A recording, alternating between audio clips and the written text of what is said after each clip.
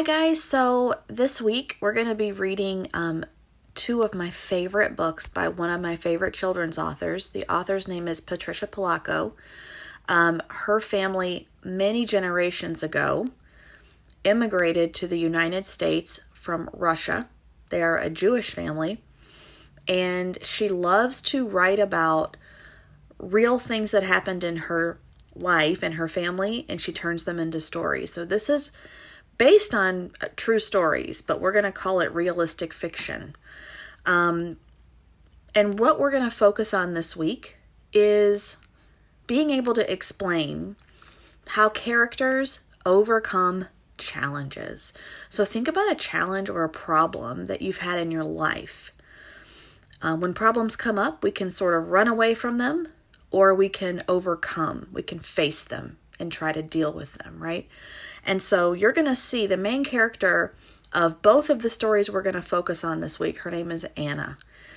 And in the first story, we're going to learn about some problems that are happening in Russia that are sort of going to force her family to leave. And then they end up going to the United States. So we're going to read the first part of the story today. I am not going to put the assignment up yet. I'm going to put the assignment up tomorrow.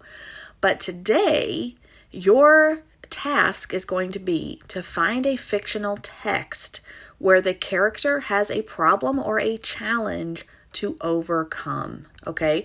So let me turn my camera around. This is going to be your graphic organizer this week. And I'm going to give this one to you tomorrow on Google Classroom. You are going to be choosing a fictional text to complete this graphic organizer. The character must overcome a problem in the story. You're going to write the title and the author, or you're going to type it into the Google Doc. You're going to write me what the challenge was and how the character responded to it. What did they do when they came upon that problem? Down here I have some sentence frames for you, and we'll talk about those in a little bit. So today, our story is called The Blessing Cup by Patricia Polacco. One cool thing you'll notice in this story, a lot of the pictures are black and white, except for this scarf that Anna calls a babushka. And that babushka, it's a Russian word, is going to be a word that you're going to hear a lot in this text and in our next one. When my great-grandmother, Anna, was a little girl, long before she came to America, she lived in a small shtetl with her mother, papa, and baby sister. Baby sister Magda, near the Tiver in Russia. Life was made harder yet whenever the Tsar's soldiers came. The Tsar is a leader in Russia at the time. "Why do they do this to us, Mama?" Anna cried to her mother. As her mother rocked Anna and Magda in her arms, she whispered, "I don't know, child. I don't know." I think I see a challenge here. Not a very fun picture. When it was safe, Anna's mother took them into the kitchen. Soon Anna's papa came home. When they all sat down, Anna's mother placed 2 candlesticks on the table. She climbed up on the warming stove and pulled down something that was lovingly covered with an embroidered cloth. Underneath was a magnificent china tea set. It was Friday, and the sun had set. I forgot, this is the other thing that's in color here, this really special tea set. Anna's mother lit the candles and whispered prayers that began Shabbat. "Tell us again, Mama. Tell us about the tea set," Anna teased. "Well," her mother began, "it was many years ago, just after your papa and I were married. A horse-drawn cart came to our village all the way from Tiver. On it was the biggest wooden crate I had ever seen. Everyone in Roynovka gathered around to see what was in it. That is when I discovered the crate was for me," she exclaimed with a grand gesture. "And when I unpacked it, everyone in the village stepped back. It took their breath away. It was this beautiful china tea set that you see before you now. There it is. But Mama, the note. Tell us about the note again, Anna insisted. Inside of this pot was a note. It was from my Aunt Rebecca in Minsk, and it read, Rachel, this is for you to celebrate your marriage. This tea set is magic. Anyone who drinks from it has a blessing from God. They will never know a day of hunger. Their lives will always have flavor. They will know love and joy, and they will never be poor. It was true, Anna thought. God had blessed them. Before their evening meals, Mama would always say, so that our lives will always have flavor. Anna felt nothing but love and joy in her mother's house. And even though their lives were humble, because there never was enough money, Anna's papa would say to her, oh, there is rich and there is rich. We are richer than kings, and do you know why? Then he and Anna chanted together, because we have each other. Anna felt that in Roinovka, everyone was rich. They had one another. So you can tell this community is really close and really happy, and they're helping each other. And it's a nice place to live. And you can see her babushka here that she's wearing. Winter was coming to an end in Roinovka. The first signs of spring were peeking through the last thin blankets of snow, but it was still cold. So Anna's family slept all together in the warming bed on top of the brick oven in the kitchen. As Anna drifted off to sleep, she watched the flickering light on the oven make patterns on the tea set. It was as if they were dancing just for her. So you can tell they all have to share a bed. So they have this pretty small place. Pretty kind of a poor family, but they're happy. Uh-oh. This looks like a challenge to me. A very grim challenge. Suddenly, in the middle of the night, Anna was startled awake to terrible sounds. What's happening, Mama? Anna screamed. Her mother bundled Anna and Magda into the goat house, where they hid while Anna's papa ran to the temple. When her papa got there, it was too late. The temple was in flames. Rabbi Weissmantel shook a paper in Anna's papa's face. The Tsar has ordered all Jews to leave Russia, all of us. He sobbed. This is happening everywhere in Russia. The commandment of the soldiers called out. Anna's papa rushed back to his home to tell his family. So they have burned down, the Tsar's soldiers here have burned down the temple.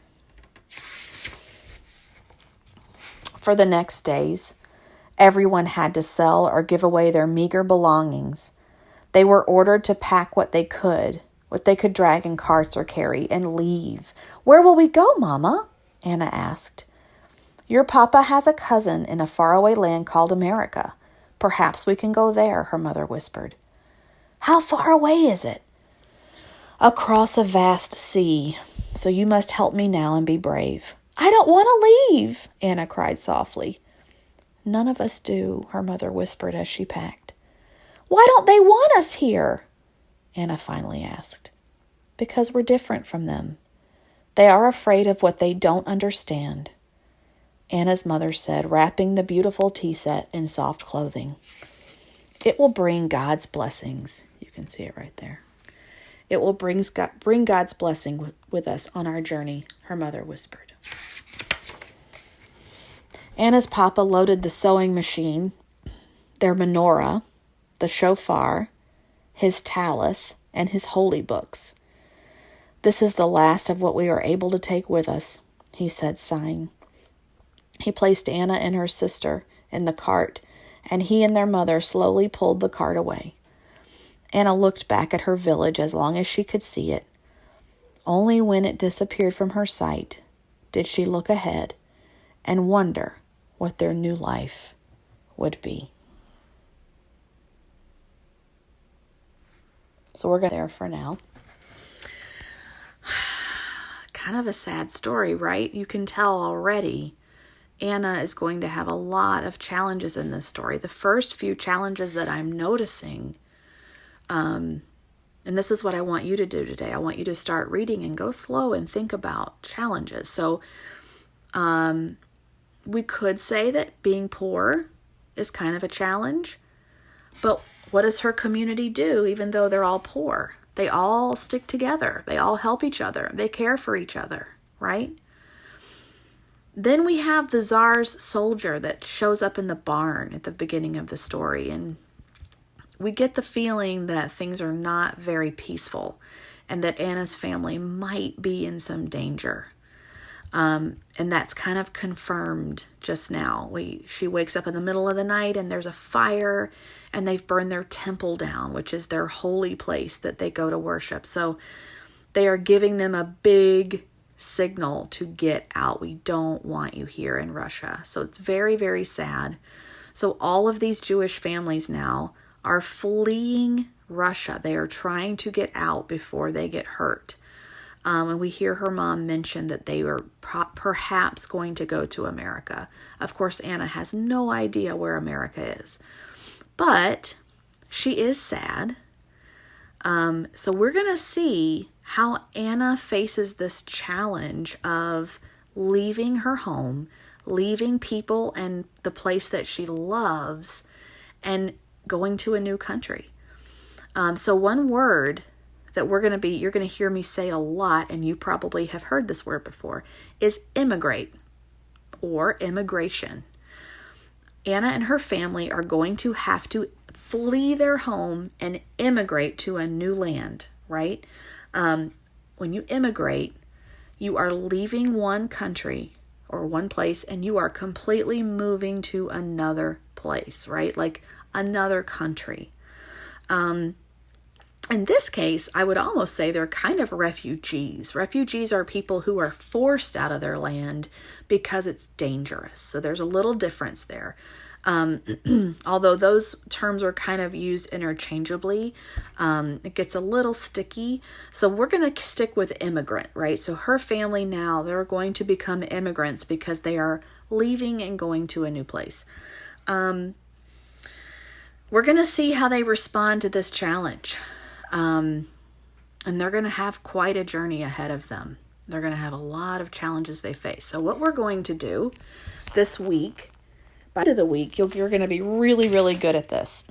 So this is going to be, I'm going to start recording Anna's challenges here. Here's my sentence frame. The challenge blank-faced was, right? So that's for each one, I can write that sentence and I can just fill in the blanks. So I'm going to put her name here. The challenge Anna faced, the first challenge Anna faced was having to face the Tsar's soldiers. And how did she respond? The way Anna responded to her challenge was she kind of stuck close to her family. She really relies on her family to sort of help her feel better about things. And I want you to think about the tea set that we've seen so far. So in these illustrations, which Patricia Polacco does herself, she keeps the babushka, that scarf, around Anna's head, and she keeps the tea set in color, while the rest of the pictures are black and white. I think she really wants us to notice that tea set and that scarf. Those are things that are going to appear in other books because they were so important. They are family heirlooms. There's another great word. An heirloom is something that your family thinks is really important, and they make sure the next generation has it, and the next and the next. For example, I have some really pretty glasses that are from my grandmother, and we use them now at my house. So my grandmother passed them down to me. So you might have heirlooms in your house from relatives who lived a long time ago. You should ask your parents. I bet you have some. So a lot of words this week that I want us to pay attention to. Challenge, which means kind of like a problem.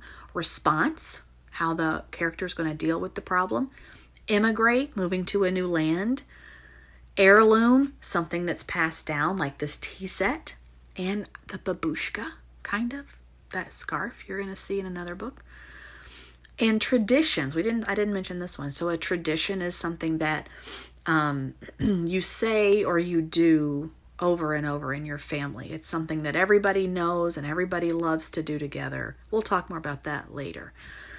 So, what do you predict will happen to Anna's family? I bet this book has some surprises, and it also has some really, really neat characters that we get to meet.